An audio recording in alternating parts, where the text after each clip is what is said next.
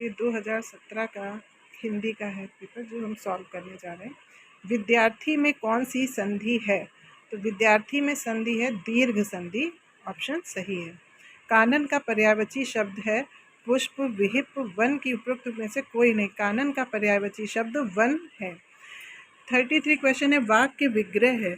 वाक्य विग्रह का अर्थ है शब्दों को जोड़ना, वाक्य रचना करना, कि वाक्य खंडों को अलग अलग करके उनका संबंध बताना, कि संधि और समास बताना। तो इस पर ऑप्शन 3 हमारा सही है।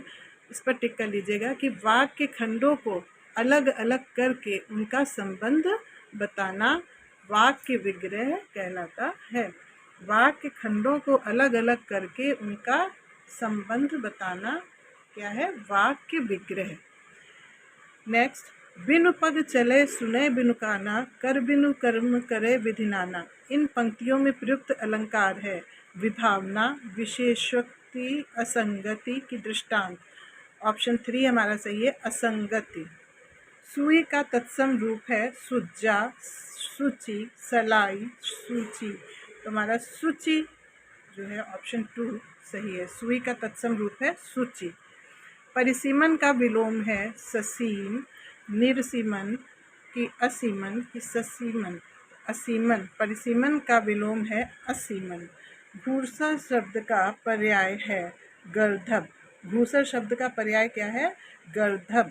घूसर शब्द का पर्याय है गर्धब। धूर्तो अर्थात जीवों द्वारा होने वाला दुख वाक्य के लिए एक शब्द क्या होगा? अधिदैहिक।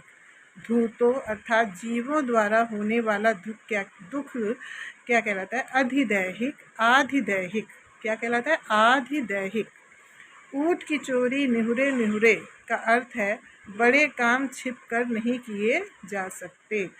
पंकज में कौन सा समास है? द्वंद्व, कर्मधारय की द्विगु की बहुव्रीहि। तो बहुव्रीहि इसमें है समास। पंकज में बहुव्रीहि समास लगता है।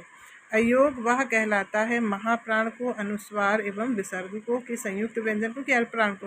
तो अयोग वह अनुस्वार एवं विसर्ग को कहा जाता है। अयोग वह अनुस्वार एवं विसर्ग को कहा जाता है। नेक्स्ट है एक और अजगर ही लखिक एक और मगराए, विकल बटोही बीच ही परियो मूर्छा खाए। इन पंक्तियों में प्रयुक्त रस कौन सा है? रौद्र रस, वीर रस, भयानक रस की करुण रस। तो इसका आंसर क्या होगा? भयानक रस। से विभक्ति निम्न में से किस कारक के लिए प्रयुक्त होता है?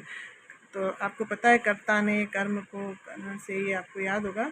तो से विभक्ति जो है वो करण, इसका ऑप्शन सही है। से विभक्ति करण कारक के लिए प्रयुक्त होता है। नेक्स्ट है उसने नहा कर भोजन किया। इस वाक्य में नहा कर निम्नलिखित में से किस क्रिया का उदाहरण है? संयुक्त क्रिया, प्रेरणार्थक क्रिया, की द्विकर्मक क्रिया, की पूर्वकालिक क्रिया। तो ये है पूर्वकालिक क्रिया। निम्नलिखित में वाचन शिक्षण की विधि नहीं है। ध्वनि साम्य विधि, अनुध्वनि विधि, की व्याख्या विधि, की संवेद पाठ विधि। तो व्याख्या विधि जो है वाचन शिक्षण की विधि नहीं है।